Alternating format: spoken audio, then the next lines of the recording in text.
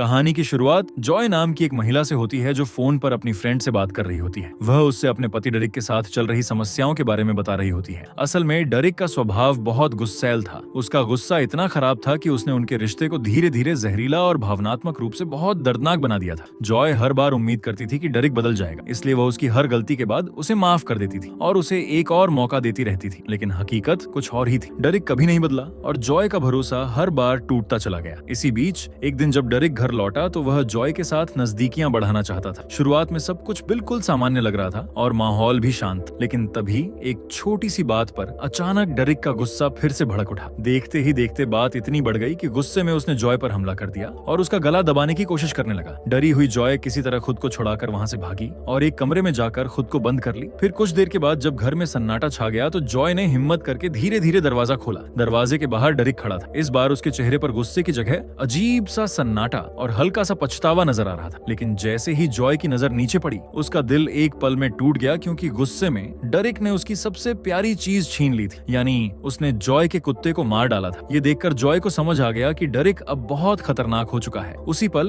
उसने यह रिश्ता हमेशा के लिए खत्म करने का फैसला कर लिया। इस मुश्किल वक्त में उसकी सबसे अच्छी दोस्त कारेन उसके साथ खड़ी रही। उसने जॉय को संभाला, उसे सहारा दिया और धीरे धीरे उसे इस सदमे से बाहर निकालने की कोशिश की। अगले 6 महीनों तक जॉय अकेले रहने लगी। उसने डरिक से पूरी तरह दूरी बना ली, लेकिन अंदर ही अंदर वह अब भी टूटी हुई थी। यही सब देखकर कारमेन ने एक बड़ा फैसला लिया। वह चाहती थी कि जॉय अपने पिछले दर्द से बाहर निकले और फिर से एक नई शुरुआत करे। इसलिए कारमेन ने उसे एक वाइल्डनेस थेरेपी रिट्रीट में भेजने का फैसला किया। ये एक खास तरह का ट्रिप था जिसे डॉक्टर डनली चलाती थी, जहां वो उन महिलाओं की मदद करती थी जो भावनात्मक रूप से टूट चुकी होती हैं। मगर शुरुआत में जॉय वहां जाने के लिए बिल्कुल तैयार नहीं होती। वो अभी भी अंदर से डरी हुई थी, टूटी हुई थी और किसी नई जगह या नए लोगों पर भरोसा करने की हालत में नहीं थी। तब कारमेन उसे धैर्य से समझाती है कि यह ट्रिप सिर्फ एक सफर नहीं बल्कि उसकी जिंदगी बदलने का एक मौका हो सकता है। अब काफी समझाने के बाद आखिर में जॉय मान जाती है और इस ट्रिप पर जाने के लिए तैयार हो जाती है। इस रिट्रीट में जॉय के साथ एक और लड़की भी होती है जिसका नाम तारा होता है। तारा ने भी अपनी जिंदगी में कई मुश्किलों का सामना किया था और वह भी अपने पुराने दर्द से बाहर निकलने की कोशिश कर रही होती है। इसके बाद सभी लोग साथ मिलकर कनेडियन जंगलों की तरफ निकल पड़ते हैं। सफर धीरे धीरे उन्हें शहर की भीड़ से दूर पहाड़ों के अंदर गहराई में ले जाता है, जहाँ सिर्फ प्रकृति और सन्नाटा होता है। फिर जब वे लोग ट्रेल हेड पर पहुंचते हैं तो वहाँ उनकी मुलाकात डॉक्टर डनली से होती है। उनके साथ एक और महिला भी होती है जिसका नाम सोफिया होता है, जो अफगानिस्तान की वॉर वेटरन रह चुकी होती है। सोफिया भी इस ट्रेल में इसलिए शामिल हुई थी क्योंकि वह अपने पुराने अनुभवों से अब तक उबर नहीं पाई। युद्ध की यादें आज भी उसका पीछा करती थी और उसी डर और गहरे ट्रॉमा से लड़ने के लिए वह यहाँ आई होती है। अब इसी के साथ सभी महिलाएं अपने अपने बैग उठाती हैं और लंबी हकिंग शुरू करती। जैसे जैसे वे जंगल के अंदर आगे बढ़ती हैं, माहौल और भी शांत और गंभीर होता जाता है। शुरुआत में सब कुछ सामान्य लग रहा होता है, सब अपने अपने कदमों में व्यस्त होते हैं और आगे बढ़ते जाते हैं। लेकिन तभी अचानक रास्ते में उन्हें एक खून से सन्ना हुआ सामान दिखाई देता है। उसे देखते ही सबके कदम एकदम रुक जाते हैं और माहौल में सन्नाटा छा जाता है। कुछ पल के लिए कोई कुछ नहीं बोलता, लेकिन फिर सबके मन में एक ही ख्याल आता है कि शायद किसी पर भालू ने हमला किया हो। ये सोचकर कुछ लोग घबरा जाते हैं और कहते हैं कि उन्हें अब यहीं से वापस लौट जाना चाहिए। तभी डॉक्टर डनली सबको शांत रहने के लिए कहती हैं और उन्हें समझाती हैं कि यहाँ भालू होने की संभावना बहुत कम है, इसलिए बिना सोचे समझे डरने की जरूरत नहीं। लेकिन इसी दौरान जॉय के मन में शक पैदा होने लगता है। उसे लगता है कि शायद डॉक्टर डनली ने जानबूझकर यह खून वाला सामान यहाँ रखा है ताकि उन्हें डराकर इस थेरेपी का हिस्सा बनाया जा सके। हालांकि असल में ऐसा कुछ भी नहीं होता। ये सिर्फ जॉय के अंदर के डर और अविश्वास का असर होता है। इसी उलझन के साथ सभी लोग आगे बढ़ते रहते हैं, लेकिन जॉय के मन में ये शक कहीं ना कहीं बना रहता है। अब दिन खत्म होने पर सभी लोग एक सुरक्षित जगह पर रुकते हैं और अपना कैंप लगा लेते हैं। रात होते ही डॉक्टर डनली अकेले बैठकर सभी महिलाओं के पहले से रिकॉर्ड किए गए इंटरव्यूज सुनती है। इन इंटरव्यूज के जरिए हमें पता चलता है कि हर महिला अपने अंदर कोई ना कोई इमोशनल दर्द और संघर्ष लेकर इस जगह आए हैं, मगर सिर्फ कारमेन ही ऐसी होती है जो खुद के लिए नहीं बल्कि जॉय का साथ देने और उसे संभालने के लिए यहाँ आई होती है। अब रात गहराती है और सब अपने अपने टेंट्स में सो जाते हैं। जॉय को भी नींद आ जाती है, लेकिन उसकी नींद बिल्कुल भी शांत नहीं होती, क्योंकि जैसे ही वह सोती है उसे डरावने सपने आने लगते हैं। यानी उसके सपनों में डायरेक्ट सामने आ जाता है उसी भयानक गुस्से के साथ जैसा उसने उस दर्दनाक रात में देखा। फिर सपना धीरे धीरे और भी डरावना होता जाता है और अंधेरे के बीच उसे एक अजीब सा प्राणी दिखाई देता है। उसकी मौजूदगी ही इतनी खौफनाक होती है कि जॉय डर के मारे नींद से जाग जाती है। वो कुछ पल तक समझ ही नहीं पाती कि ये सपना था या हकीकत, लेकिन उसे धीरे धीरे एहसास होता है कि ये सब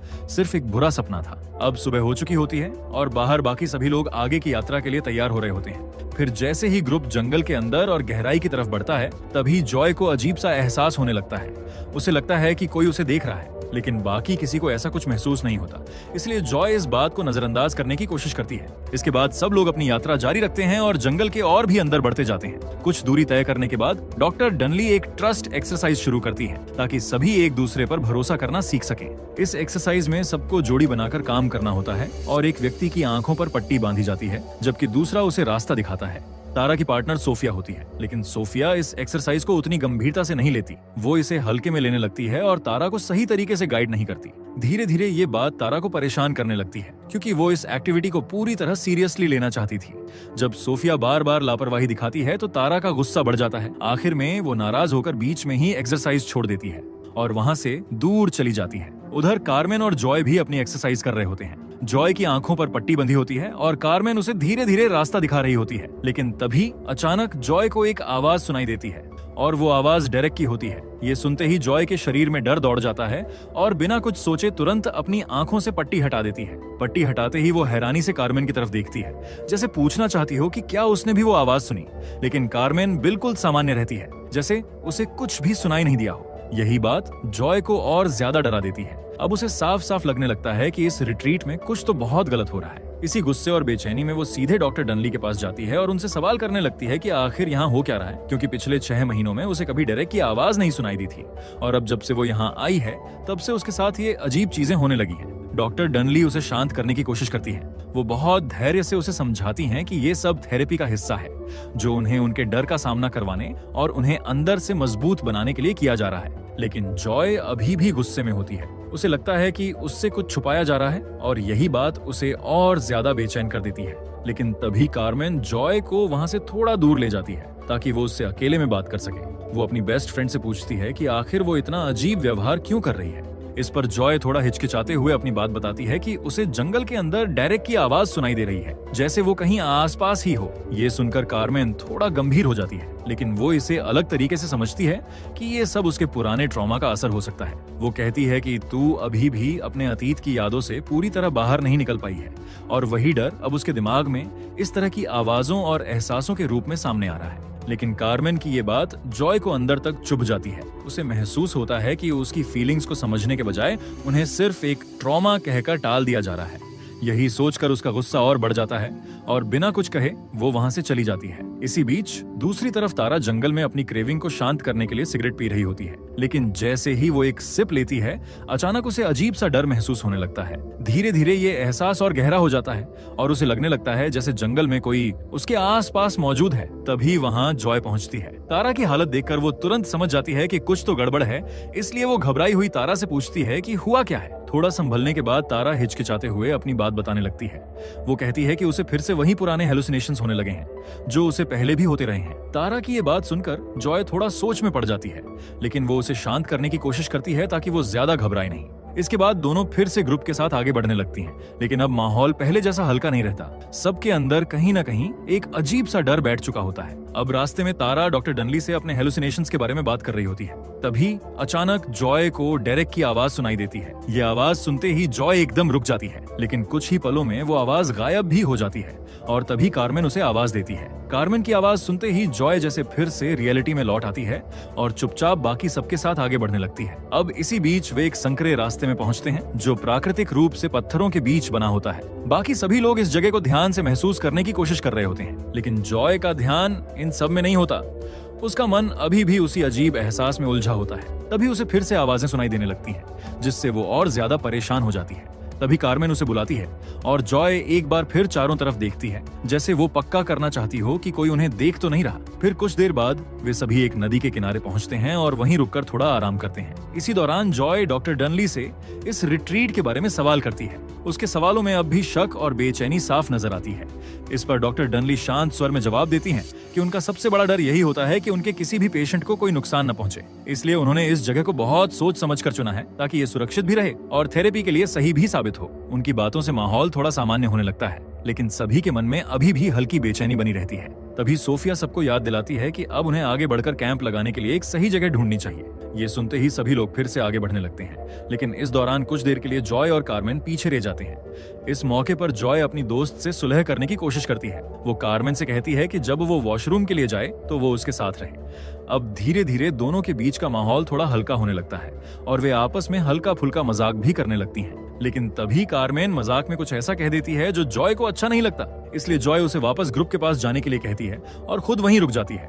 कार्मेन जैसे ही वापस ग्रुप की ओर लौटने लगती है, उसे अचानक अजीब सा एहसास होता है, जैसे कोई उसे देख रहा हो। उसी समय दूसरी तरफ जॉय, जो अब अकेली होती है, उसे भी ठीक वैसा ही एहसास होने लगता है, जैसे जंगल में कोई छुपकर उन पर नजर रख रहा हो। पहले तो जॉय को लगता है कि शायद कार्मेन उसे डराने की कोशिश कर रही है, लेकिन जब वो चारों तरफ देखती है तो उसे कार्मेन कहीं नजर नहीं आती। तब जॉय सच में डर जाती है। उसे लगता है कि कोई अजनबी आसपास मौजूद है। तभी उसे जंगल में डेरेक दिखाई देता है, लेकिन जैसे ही वो ध्यान से उसे देखने की कोशिश करती है, वो पल भर में गायब हो जाता है, जैसे वो कभी था ही नहीं।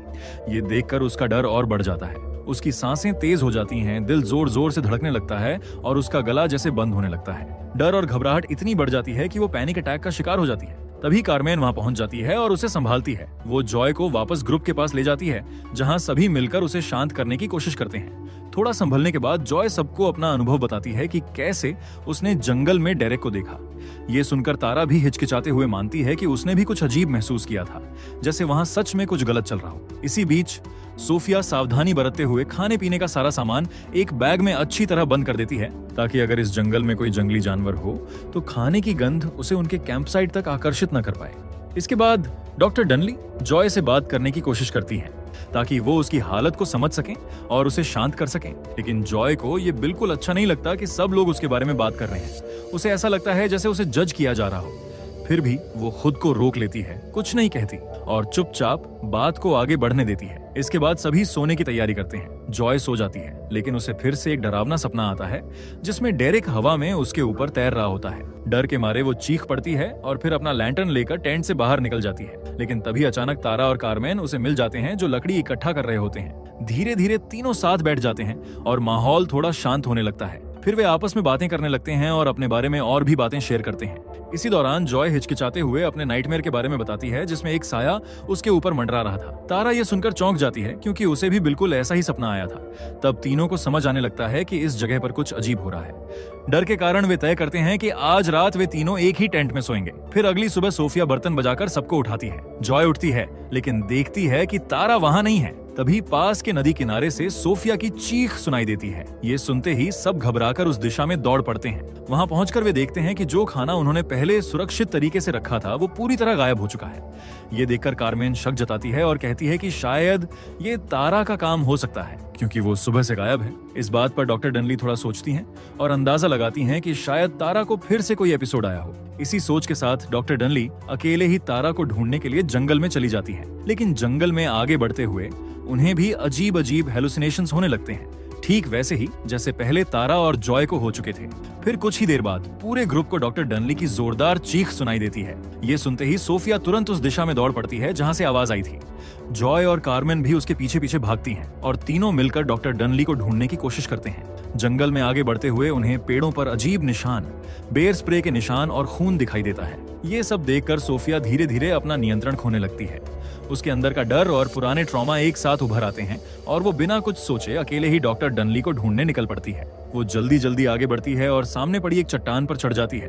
तभी अचानक उसकी नजर सामने पड़े एक आधे खाए हुए इंसानी पैर पर पड़ती है। ये नजारा देखकर वो पूरी तरह टूट जाती है और उसे भी हेलुसिनेशंस होने लगते हैं। उसे ऐसा लगता है जैसे वो फिर से बैटलफील्ड में वापस आ गई है।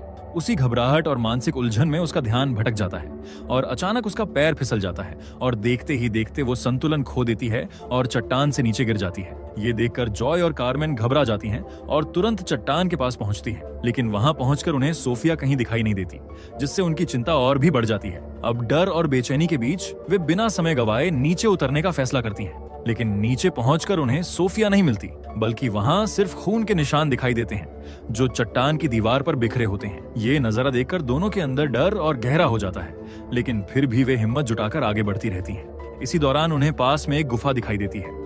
वे एक दूसरे की तरफ देखते हैं और फिर सावधानी से उस गुफा के अंदर जाने का फैसला करती हैं। अंदर कदम रखते ही उन्हें वहां भी खून के निशान दिखाई देते हैं, जो और अंदर की तरफ जा रहे होते हैं। ये देखकर उनका डर और बढ़ जाता है, लेकिन अब वे रुकने के बजाय हिम्मत जुटाकर आगे बढ़ने का फैसला करते हैं। अब जैसे जैसे वे अंदर बढ़ते हैं, माहौल और भी डरावना होता जाता है और तभी अचानक उन्हें सामने तारा दिखाई देती है, जो एक लकड़ी के पिंजरे में कैद होती है। ये नजारा देखकर जॉय और कारमेन बिना देर किए उसकी तरफ दौड़ती हैं और तुरंत उसे उस पिंजरे से बाहर निकालने लगती हैं। तारा की हालत बहुत खराब होती है, वो ठीक से होश में नहीं होती और मुश्किल से इतना ही कह पाती है कि गुफा के अंदर कोई और भी मौजूद है। उसकी ये चेतावनी सुनकर माहौल और भी डरावना हो जाता है, लेकिन फिर भी कारमेन हिम्मत नहीं हारती। वो तय करती है कि बाकी लोगों को ढूंढना जरूरी है, इसलिए वो खुद ही आगे बढ़ने का फैसला करती है। थोड़ा आगे जाने पर उसे डॉक्टर डनली दिखाई देती है, जिससे उसे एक पल के लिए राहत मिलती है। लेकिन ये राहत ज्यादा देर टिकती नहीं, क्योंकि तभी अचानक एक खतरनाक मॉन्स्टर वहां आ जाता है और डॉक्टर डनली को घसीटते हुए अंधेरे में ले जाता है। ये देखकर कारमेन बुरी तरह डर जाती है, लेकिन तुरंत खुद को संभालती है, क्योंकि अब वो मॉन्स्टर उसके पीछे भी पड़ चुका होता है।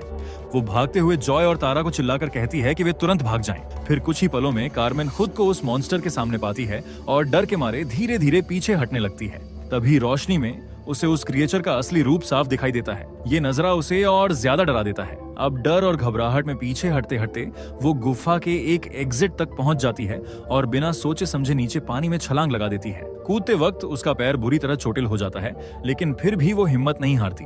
दर्द सहते हुए वो किसी तरह तैरती है और धीरे धीरे नदी के किनारे तक पहुंच जाती है। तभी उसे जॉय और तारा नजर आते हैं। उन्हें देखकर उसे राहत मिलती है और वो उन्हें इशारा करती है कि वे उसके पास आ जाएं। लेकिन उसकी ये राहत फिर से ज्यादा देर तक नहीं टिकती, क्योंकि अगले ही पल वो देखती है कि जॉय और तारा के ठीक पीछे वही खौफनाक मॉन्स्टर खड़ा है। ये देखकर वो पूरी ताकत से चिल्लाकर उन्हें चेतावनी देती है। जैसे ही जॉय और तारा को खतरे का एहसास होता है, वे बिना एक पल गवाए तेजी से वहां से भागने लगती हैं। डर के मारे तीनों अपनी पूरी ताकत लगाकर दौड़ती हैं और आखिर में किसी तरह पानी तक पहुंच जाती हैं। वहां उन्हें एक और लकड़ी का पिंजरा नजर आता है, जो झील के अंदर होता है। तीनों किसी तरह तैरते हुए उस लकड़ी के पिंजरे तक पहुंचती हैं और उसके अंदर छिप जाती हैं, इस उम्मीद में कि मॉन्स्टर उन्हें वहां ढूंढ नहीं पाएगा। कुछ देर तक सब शांत रहता है, लेकिन फिर वो खतरनाक क्रिएचर उनके ठीक ऊपर तक आ पहुंचता है। सौभाग्य से वे पानी के अंदर होती हैं, इसलिए वो उन तक नहीं पहुंच पाता और कुछ समय बाद हार मानकर वहां से चला जाता है। उसके जाने के बाद तीनों थोड़ी देर के लिए राहत की सांस लेती हैं, लेकिन ये राहत ज्यादा देर टिकती नहीं, क्योंकि तारा समझ जाती है कि वो ज्यादा देर तक जिंदा नहीं रह पाएगी। इसलिए तारा एक बड़ा फैसला लेती है कि वो बाहर जाकर उस क्रीचर का ध्यान अपनी ओर खींचेगी, ताकि बाकी दोनों बच सकें। कारमेन और जॉय उसे रोकने की कोशिश तो करती हैं, लेकिन तारा अपने फैसले पर अडिग रहती है। आखिर में वो बिना पीछे देखे बाहर निकलती है और खुद को उस मॉन्स्टर के सामने पेश कर देती है। तारा के इस बलिदान के बाद क्रिएचर फिर से गुफा की ओर लौट जाता है। यही मौका देखकर जॉय और कारमेन तुरंत पानी से बाहर निकलती है, लेकिन जैसे ही वे थोड़ा स्थिर होती हैं, जॉय की नजर कारमेन के घाव पर पड़ती है, जहां उसका खून अभी भी तेजी से बह रहा होता है। ये समझते ही कि जख्मों का इलाज करना बेहद जरूरी है, दोनों बिना समय गवाए किसी तरह वापस अपने टेंट की तरफ लौटने लगती हैं। वहां पहुंचते ही वे तुरंत कारमेन के घाव का इलाज शुरू कर देती हैं, क्योंकि उसकी हालत लगातार बिगड़ रही होती है। इसी दौरान धीरे धीरे बाहर अंधेरा छाने लगता है और जंगल का माहौल फिर से डरावना हो जाता है। जब इलाज पूरा हो जाता है तो दोनों ये तय करती हैं कि बाहर जाकर देखना जरूरी है कि कहीं वो क्रीचर आसपास तो नहीं है। जॉय पहले सावधानी से बाहर निकलती है और चारों तरफ ध्यान से देखकर इशारा करती है कि फिलहाल सब सुरक्षित है। लेकिन जैसे ही कारमेन बाहर आती है, उसी पल जॉय की नजर उसके ऊपर जाती है और वो देखती है कि वही भयानक क्रिएचर कारमेन के ठीक ऊपर मंडरा रहा है। डर के मारे जॉय एक पल के लिए जड़ हो जाती है और तभी वो क्रीचर कारमेन और पूरे टेंट को पकड़कर घसीटते हुए ले जाता है। कारमेन चीखती रहती है और जॉय उसके पीछे भागती है, लेकिन जल्द ही उसे समझ आ जाता है कि सीधे उसका पीछा करना बेकार है। तभी वो एक खतरनाक फैसला लेती है और वो वापस उसी गुफा में जाने का निर्णय करती है जहां से ये सब शुरू हुआ था। वो सावधानी से गुफा में प्रवेश करती है, बिना आवाज किए, ताकि क्रीचर को उसकी भनक न लगे। फिर उसे एक संकरी सुरंग मिलती है, जहां से कारमेन की चीखें सुनाई दे रही होती हैं। ये सुनकर जॉय उस सुरंग में घुस जाती है और धीरे धीरे रेंगते हुए आगे बढ़ती है। रास्ते में उसे सोफिया का कटा हुआ सिर भी दिखाई देता है, लेकिन वो खुद को संभालती है, क्योंकि उसे अपनी दोस्त को बचाना होता है। फिर आखिर में वो एक बड़े कमरे तक पहुंचती है, जहां क्रीचर एक केज के सामने खड़ा होता है, जिसमें कारमेन कैद होती है। तभी जॉय को फिर से हेलुसिनेशंस होने लगते हैं, जहां उसे वो क्रीचर डेरेक के रूप में दिखाई देता है। लेकिन इस बार वो डरती नहीं, वो अपनी पॉकेट नाइफ निकालती है और पूरे जोर से उस क्रीचर पर हमला कर देती है। फिर जॉय तुरंत बेयर स्प्रे का इस्तेमाल करती है, जिससे वो खतरनाक क्रीचर कुछ देर के लिए कमजोर पड़ जाता है। यही मौका देखकर जॉय तेजी से आगे बढ़ती है और कारमेन को केज से बाहर निकालती है। वो उसे सहारा देकर वहां से बाहर ले जाने लगती है। इसके बाद जॉय अपना लाइटर निकालती है और आग जलाकर उस क्रिएचर की तरफ फेंक देती है। आग लगते ही वो जलने लगता है और कुछ पल के लिए पूरी तरह बेकाबू हो जाता है। इसी मौके का फायदा उठाकर दोनों गुफा से बाहर निकल जाती हैं और बिना पीछे मुड़े आगे बढ़ती रहती हैं। अब पूरी रात के संघर्ष, दर्द और डर से जूझते हुए आखिर में वे अपनी कार तक पहुंच जाती हैं और इसी के साथ उनकी ये खौफनाक कहानी यहीं खत्म हो जाती है।